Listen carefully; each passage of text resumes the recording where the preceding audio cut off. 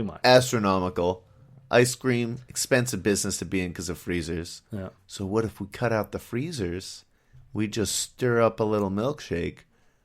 Boom shakalaka. We got a milkshake. Yeah.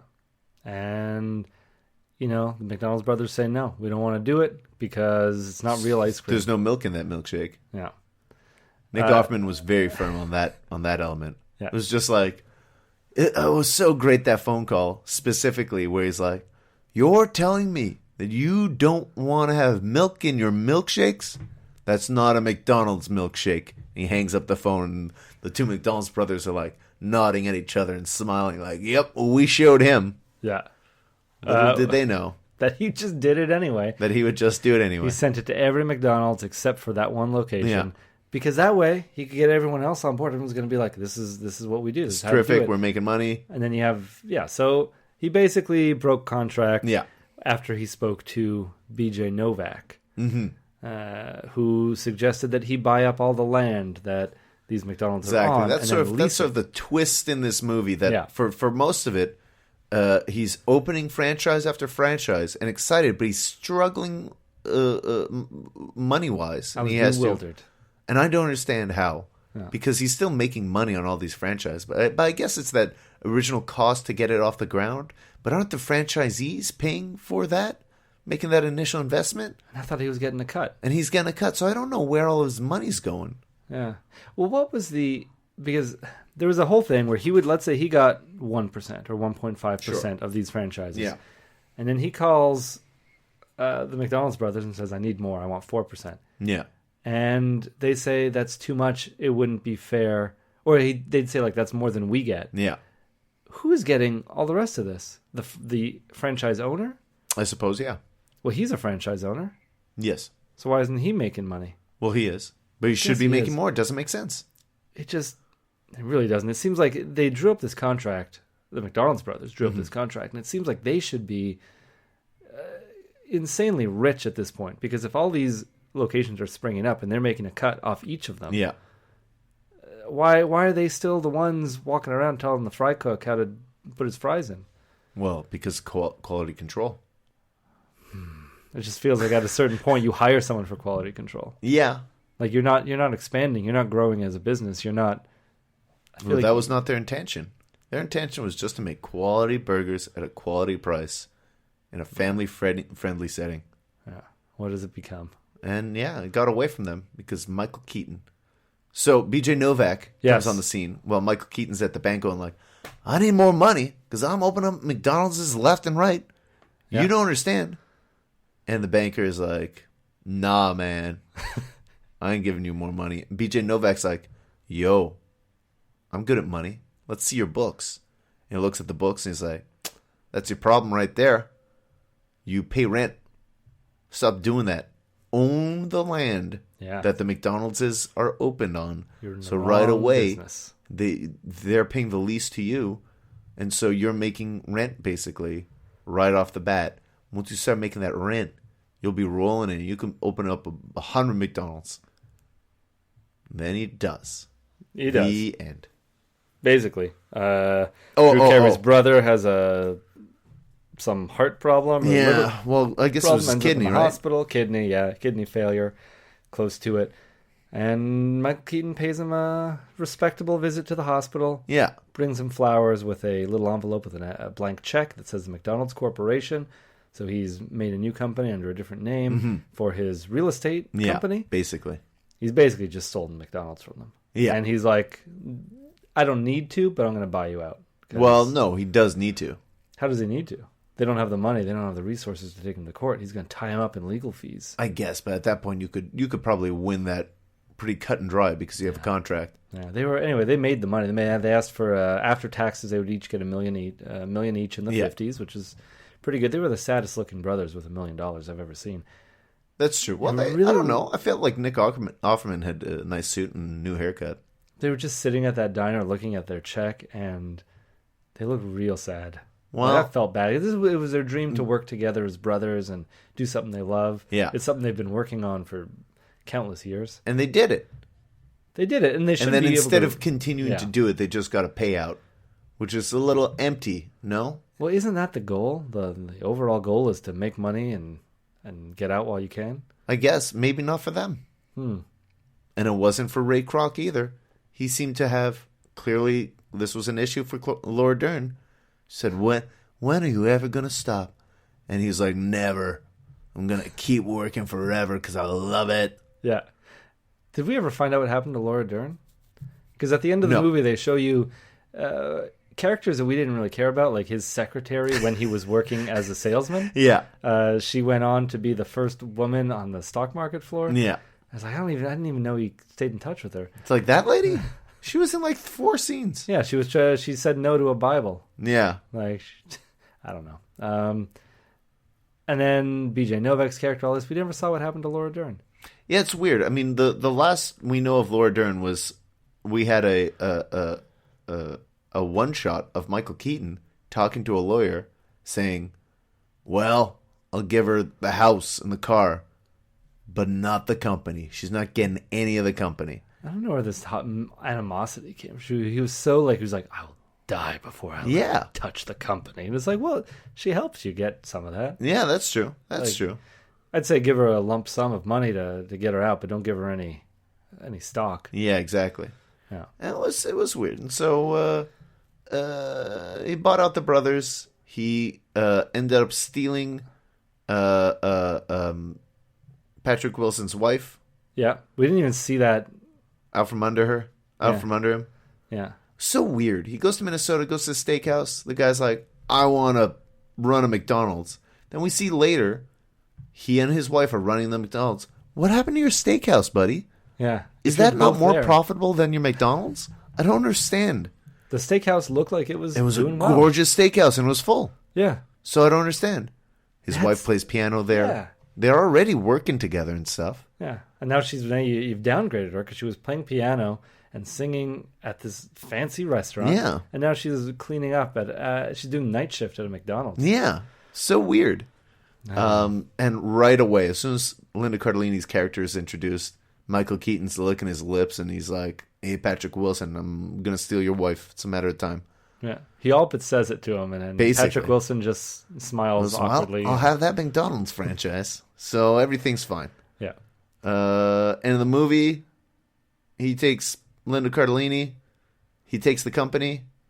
And he doesn't give the brothers the 1%. That's right. So yeah, that they had requested a 1% non-negotiable royalties in perpetuity of McDonald's, and he goes, "I can do that, but it's going to have to be on a handshake deal." Which, to me, he's already screwed them over several times and broken a contract. Yeah. So why would you go with the handshake deal? They just go, "Oh, fine. I guess we'll never see that money, but here's $1 million or whatever." Drew Carey's brother knew. He was so sad. He was like, I know we're not going to get it, but it's so weird, though. Why would they even shake hands on that contract when they know that contract's not going to work? There was a little bit of me that thought maybe he'll make good on it because it's really not that much money. I mean, yeah, it'll end up being over $100 million today. Yeah. But 1%. But like, you owe it to them. I mean, they gave you your life, basically. Yeah. This is who you are, and you're not obligated to do it, and it's just a nice gesture after stealing their business. Yeah. Yeah, and I was kind of confused. Like, how did they ever write this into the movie? How did they know it happened? That's true. Because it's just a handshake deal in a quiet boardroom. Who's talking? Yeah, because they never got it. Yeah. Because they could never prove that it was ever anything talked about. Yeah. So it's either is Ray's not going to say it happened. Yeah. And they're obviously going to say it happened. So it's who do you trust? Yeah. So it's weird. Seemed like biased. I suppose probably. Yeah. So they had to change they got to keep their McDonald's franchise. They got to keep their McDonald's. They got to keep their restaurant, the original McDonald's. But it was never talked about until that lawyer came and was like, well, you now never that brought you it sold up. the company, yeah, you can't use the name McDonald's. You can't use your own last name. Yeah. And that was an insult he gave to a dick in the washroom. Yeah. Where he was like, why didn't you just make your own company? Why didn't you just take our model and do something else? And he's like, because I wanted your last name. Yeah. Your last name is wholesome. It's American, and that's what I want. And so he took everything about the McDonald's brothers. Exactly. And then he made them change the name, their own last name, And so they called it what, M? The big M. The big M. Except the sign only had a big M. Yeah. And then it said, we've been here for 23 years. Yeah. Instead of just having a start date. Yeah, well, instead of a since 19 whatever. Yeah. Why would you say we've been here for 23 years? Because that sounds so... So they had modified their sign because a McDonald's franchise was opening up apparently across the street from them. Yeah, the 100th McDonald's decided to open right in front of that one. Yeah, I wonder why. Very spiteful. Yeah. And so they now just have a big M sign and that cute little burger mascot, which I don't understand how they got to keep that. That would have been the first thing I would buy. Buy up the rights to Burger Man? To that Burger Boy. Burger Boy, I guess. Was just he a boy with a burger face? He was just a little man or a boy, I don't know. He was a burger-headed person who's winking at you. Doesn't he live on in the likenesses of Mayor McCheese? I guess, in a sense, yeah. Yeah, man. And like the constable with the burger head? That's right. Yeah, but do they even really live on? And when was the last time you saw that police chief burger? I feel like they're still in the McDonald's character bank, but yeah, they really haven't utilized them in a long time. Nor the Grimace or the little bird woman. Birdie. Birdie. There we go. What are those little poofs? The Fry Kids. They're the Fry Kids? Yeah. What are they? They look like pom-poms. Yeah, they look like pom-poms. I don't know. They're fry monsters. Yeah. I was also disappointed that this was not the biography of Ronald McDonald. Yeah. And him coming into existence. That actually surprised me that neither of the McDonald's brothers were named Ronald. Yeah. Somehow it was like, well, yeah, it's Ronald McDonald. I like to think it was like the final insult that Ray was able to do is like, not only have I stolen your company and the name for my business, now I'm going to make a character named Ronald McDonald or McDonald. Okay, I thought his name was slightly different. So Ronald McDonald. Why on earth?